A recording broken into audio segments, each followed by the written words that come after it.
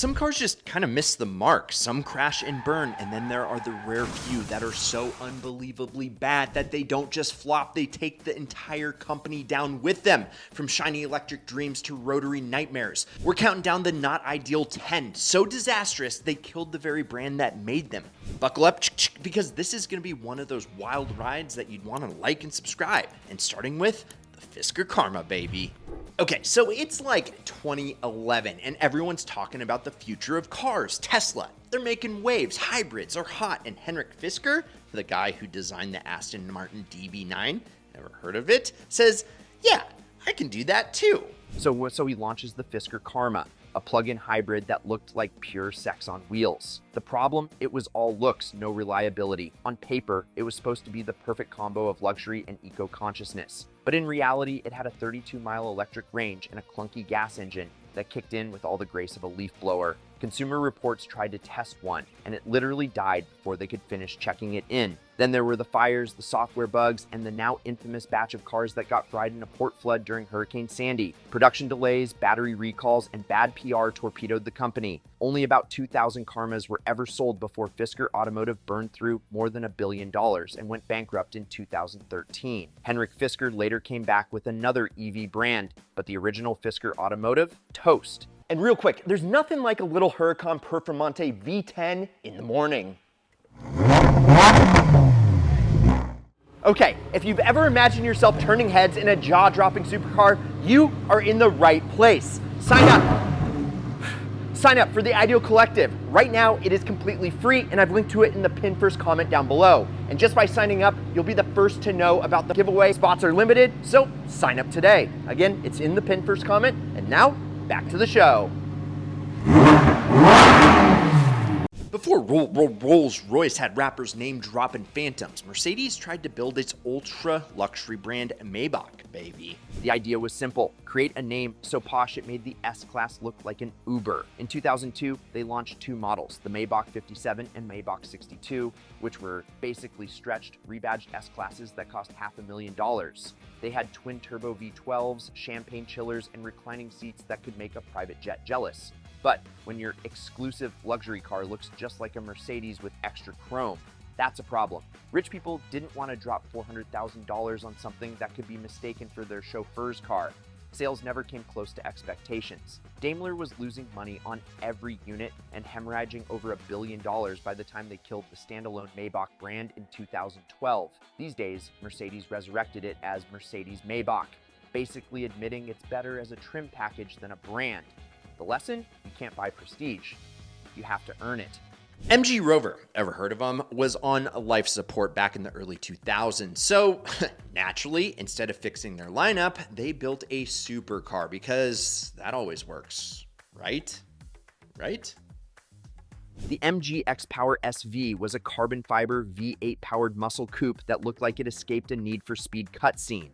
It had Roush-tuned engines, optional nitrous, and a sticker price that screamed midlife crisis. But MG Rover couldn't afford to build it properly. Chassis in Italy, engines from Ford, final assembly in the UK. It was basically a logistical nightmare. Only 82 were made before MG Rover went bankrupt in 2005. The XPower SV was supposed to save the company, but instead became its expensive tombstone. Nothing says we're out of ideas like spending millions building a Halo car when you can't even sell your hatchbacks. Only the French could take a look at a minivan and say, you know what this needs? 2 doors. Enter the Renault Avantime, a bizarre mix of luxury coupe and MPV made by Renault's partner Matra. It had massive one-piece doors, a glass roof, and seats for 4 people who clearly didn't believe in practicality. Renault thought it was bold and avant-garde. The public thought it was idiotic. Only 8,557 were ever sold. Matra had bet everything on the Avantime success, but when it tanked, the entire company went under in 2003. Renault survived, but Matra's decades-long run as a carmaker ended overnight. To be fair, the Avantime was ahead of its time. Crossovers didn't exist yet, and people weren't ready for something that looked like a spaceship trying to be a luxury lounge. But still, 2-door minivan, that's a niche of one. The Bricklin SV-1. The car that promised safety and delivered chaos. But have you seen those doors?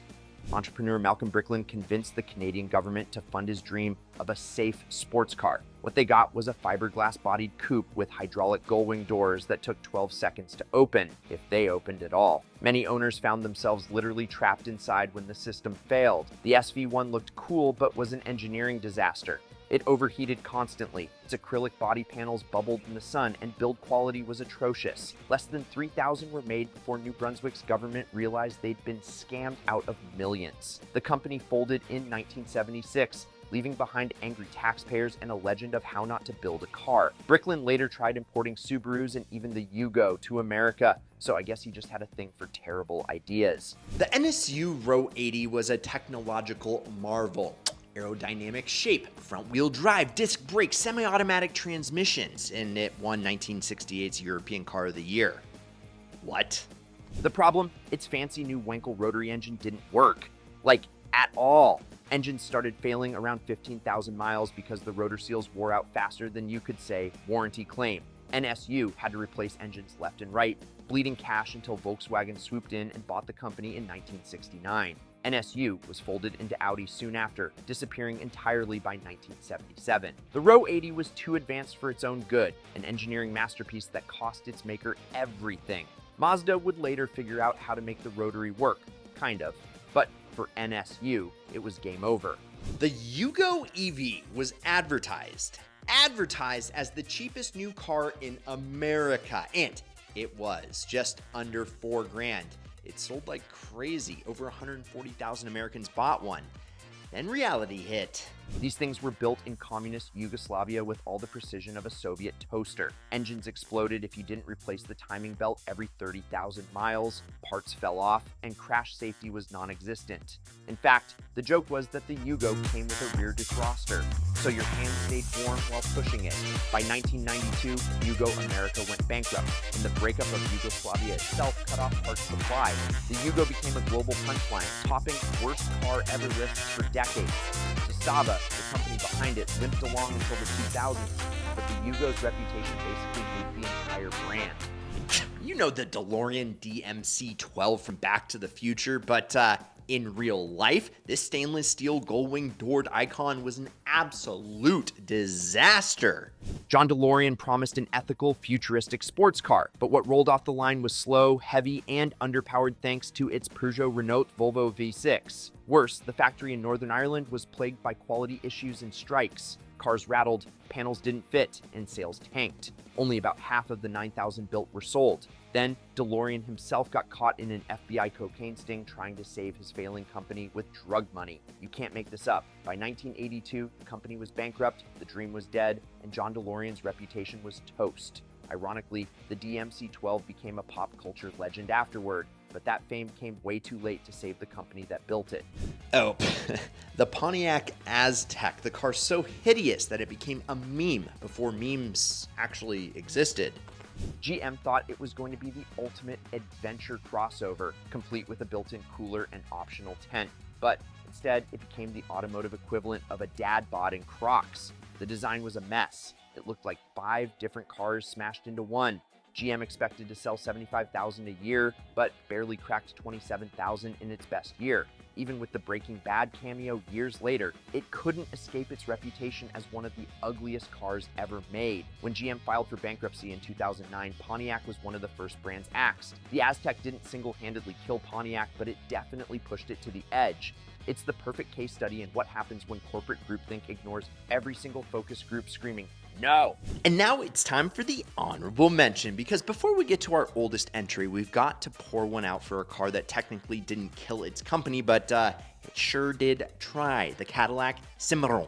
In the 1980s, GM decided to turn a Chevy Cavalier into a luxury car by slapping a Cadillac badge on it. It cost twice as much, looked identical, and drove just as bad. The Cimarron destroyed Cadillac's reputation for decades. It didn't bankrupt GM, but it helped kill Cadillac's credibility, which took until the 2000s to recover. Consider this the honorable mention of shame.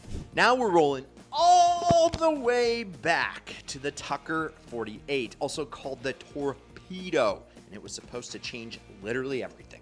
Preston Tucker envisioned a futuristic sedan with radical features like seat belts, pop-out windshields, fuel injection, and a third headlight that turned with the steering wheel. It was genius, but the big three didn't like competition. Tucker rushed to fund production and got slapped with an SEC investigation for selling dealerships and accessories before cars were ready. Investors panicked, the media turned, and the government put Tucker on trial for fraud. He was acquitted, but the damage was done. The company went under after building just 50 cars.